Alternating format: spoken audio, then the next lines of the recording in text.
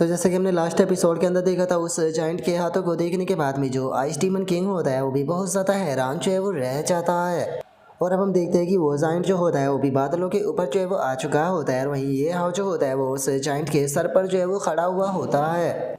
और अब ये हाव जो होता है वो वहाँ पर आते के साथ ही जो वो जाइंट होता है उसके पीछे जो फायर ड्रैगन होता है उसे सीधे आइस डीमन किंग जो होता है उसकी तरफ शूट कर देता है, जिसे देखते के साथ ही आइस डीमन किंग भी अपने आइस के अटैक को बनाकर ये हाव की तरफ शूट करता है। और अटैक को शूट करते हुए जो आइस डीमन किंग होता है वो चिल्लाते हुए ये हाव जो होता है उसे बोलता है कि सच में तुम किसी घोस्ट से कम नहीं हो। और उसके इतना बोलते के साथ ही दोनों के अटैक एक दूसरे के साथ में टकराते हैं, लेकिन ये हाव का जो फायर ड्रैगन होता है वो आसानी से उस आइस अटैक को डिस्ट्रॉय जो है वो कर देता है। लेकिन वहीं दूसरी तरफ जो आइस डीमन किंग होता है वो वहाँ से भागने लगता है, और भागते हुए अपने मन में सोचता है कि तुम एक नंबर के बेवकूफ़ हो। मैंने यहाँ पर अपना जो आइस अटैक किया था वो यहाँ पर तुम्हें हराने के लिए नहीं किया था, बल्कि इसलिए किया था ताकि तुम्हें यहाँ पर उलझाकर मैं अपने लिए टाइम बाय कर सकूँ यहाँ से भागने के लिए। सच बताओ तो यहाँ पर इस बार मेरे हारने का कारण है कि मैंने तुम्हें यहाँ पर बहुत ज़्यादा अंडर एस्टिमेट जो है वो कर दिया था, लेकिन मुझे और ज़्यादा तैयारियाँ जो है वो करनी होगी। अगर मैं यहाँ पर काफ़ी पावरफुल मैजिक आर्टिफैक्ट जो है उसे लेकर आता हूँ और अपनी पूरी तैयारियाँ करता हूँ तो मुझे यकीन है कि मैं आसानी से तुम्हें ख़त्म कर दूँगा। और इतना सोचते के साथ ही आइस डीमन किंग जो होता है वो वहाँ से भागते हुए ये हाव जो होता है उससे चिल्लाकर बोलता है कि मैं जानता हूँ कि इस बार यहाँ पर मेरे हारने का रीज़न था कि मैंने अपनी जो तैयारी है उसे सही से नहीं की थी और तुम्हें अंडर एस्टिमेट कर दिया था, लेकिन याद रखना इस बार जब मैं वापस लौटूंगा तो मैं तुम्हें जान से मार दूंगा।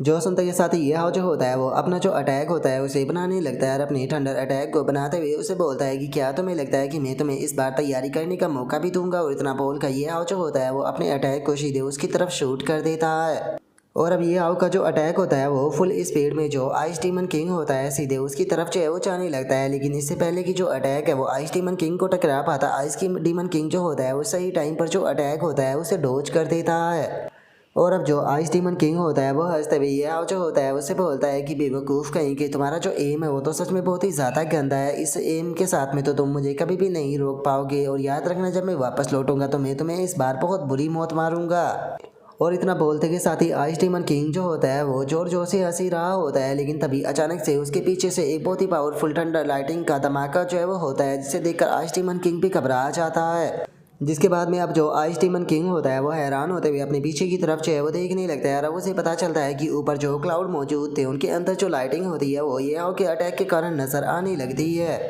जिसके बाद में ये हाव जो होता है वो उससे बोलता है कि क्या तुम्हें सच में ऐसा लगता है कि मैंने यहाँ पर अपना जो अटैक था वो तुम्हारे ऊपर किया था? अगर तुम्हें ऐसा लगता है तो तुम बहुत बड़े बेवकूफ़ हो, क्योंकि जिन स्ट्रॉन्ग क्लाउड को तुम यहाँ पर लेकर आए थे मैंने अपने इलेक्ट्रिसिटी का जो हीट फ्लो है वो इसके अंदर जो है वो मिला दिया है, जिसका इस टाइम पर ये मेरे लिए एक परफेक्ट इन्वायरमेंट जो है वो बन चुका है। और अब ये आओ कि इतना बोलते के साथ ही हम देखते हैं कि थंडर से लिपटा हुआ एक टेंटिकल जो होता है वो उन क्लाउड से निकल कर बाहर आने लगता है, जिसे देखने के बाद में तो खुद आइस डीमन किंग जो होता है वो भी काफ़ी ज़्यादा घबरा जाता है, और घबरा कर चिल्लाते हुए बोलता है कि इसकी माँ का आखिर ये क्या है। और उसके इतना बोलते के साथ ही अच्छा हम देखते हैं कि जो वो टेंटिकल था वो अब पूरे एक मॉन्स्टर के अंदर जो है वो बदल चुका होता है, जो कि पूरी तरीके से थंडर से लिपटा हुआ होता है। और इसी के साथ में हम देखते हैं कि उसके रोड करने के कारण एक बहुत ही पावरफुल अटैक जो होता है वो वहाँ पर क्रिएट होने लगता है। और अब इस चीज़ को देखने के बाद में जो आइस डीमन किंग होता है वो भी गुस्से में चिल्लाने लगता है, और चिल्लाते हुए बोलता है कि डैमिट ये इलेक्ट्रिक चार्ज जो है वो बहुत ज़्यादा पावरफुल है, लगता नहीं कि मेरी जो बॉडी है वो इसे संभाल पाएगी। और वो वहाँ से इतना बोलकर भागने ही वाला होता है, लेकिन तभी हम देखते हैं कि जो अटैक होता है वो बिल्कुल उसके ऊपर जो है वो आ चुका होता है। इससे पहले कि वो कुछ भी कर पाता एक बहुत ही पावरफुल लाइटिंग जो होती है वो सीधे आकर आइस डीमन किंग से टकरा जाती है। और हम देखते हैं कि हमें वहाँ पर लाइटिंग का एक बहुत ही पावरफुल धमाका जो होता है वो देखने के लिए मिलता है, जिसका जो आसपास का पूरा नज़ारा होता है वो भी पर्पल कलर की लाइटिंग में बदल जाता है। और वहीं दूसरी तरफ हम ये हाव को देखते हैं जो कि अभी भी जो उसका जाइंट होता है उसके ऊपर खड़ा होता है, और अब जो जाइंट होता है वो भी क्लाउड के जो नीचे होता है वो आ जाता है। और अब नीचे आने के बाद में ये हाव जो होता है वो आइस डीमन किंग की तरफ देखते हुए बोलता है कि क्या ये ख़त्म हो गया। और इसके इतना बोलते के साथ ही हम देखते हैं कि वहाँ पर जो विच वाली बॉडी होती है वो आगे आ चुकी होती है, जिसने कि अपने चारों तरफ आइस का जो कवर होता है वो बनाया हुआ होता है, जिसका वो उस अटैक से बच गए होते हैं। और अब उस चीज़ को देखने के बाद में यह जो होता है वो भी थोड़ा सा हैरान रह जाता है, हैरान होते हुए बोलता है कि वो देखकर ऐसा लगता है कि जो ट्रू आइस डीमन किंग है वो फाइनली उठ चुका है। और अब ये होके इतना बोलते के साथ ही हम देखते हैं कि वो विच जो होती है वो अपनी आंखों को ओपन कर देती है, जिसके बाद में अब हमारा व्यू जो होता है वो नॉर्थ के जो बेटुन फेडरेशन होता है वहाँ पर आ जाता है। और हम देखते हैं कि कुछ लोग जो होते हैं वो सैटेलाइट की मदद से जो ये क्लाउड होते हैं उन्हें देख रहे होते हैं। और एक बंदा जो होता है वो अपना जो डायरेक्टर होता है उसे बोलता है कि डायरेक्टर जरा देखिए तो जो साउथर्न ट्रायंगल रीजन है वहाँ पर अचानक से बहुत ज़्यादा क्लाउड जो है वो अचानक से इकट्ठा होने लगे। और उसके इतना बोलते के साथ ही अब हम एक बंदे को देखते हैं जिसके बारे में हमें बताया जाता है कि ये नॉर्थर्न बाइटून का जो इन्वेस्टिगेशन ब्यूरो है उसका डायरेक्टर है। और अब जो वो डायरेक्टर होता है वो वहाँ पर आते हुए थोड़ा हैरान होते हुए बोलता है कि आखिर तुम लोगों के कहने का क्या मतलब है कि वेस्टर्न कॉन्टिनेंट के जिस विजार्ड को हम लोगों ने हायर जो है वो किया था वो यहाँ पर असल में जो वो मोस्टर था उसके साथ में फाइट करने में हमारी मदद नहीं कर रहा बल्कि वो किसी मिस्टीरियस मार्क्समैन के साथ में फाइट कर रहा है। जो सुनते के साथ ही जो दूसरा बंदा होता है वो अपने डायरेक्टर को बताता है कि हाँ डायरेक्टर आपने बिल्कुल सही कहा क्योंकि इस टाइम पर वो विजार्ड जो है वो बर्सर रेंज में जो है वो इंटर कर चुका है जिसका वो बहुत ही ज़्यादा मैजिक पावर जो है वो उसे रिलीज़ कर रहा है जिसके कारण ही इतने ज़्यादा क्लाउड जो है वहाँ पर इकट्ठा जो है वो हो रहे हैं और ईस्टर्न और वेस्टर्न कॉन्टिनेंट जो है वो इससे इफेक्ट जो है वो हो रहे हैं जिस कारण हम लोग जो है उसके साथ में कांटेक्ट भी नहीं कर पा रहे।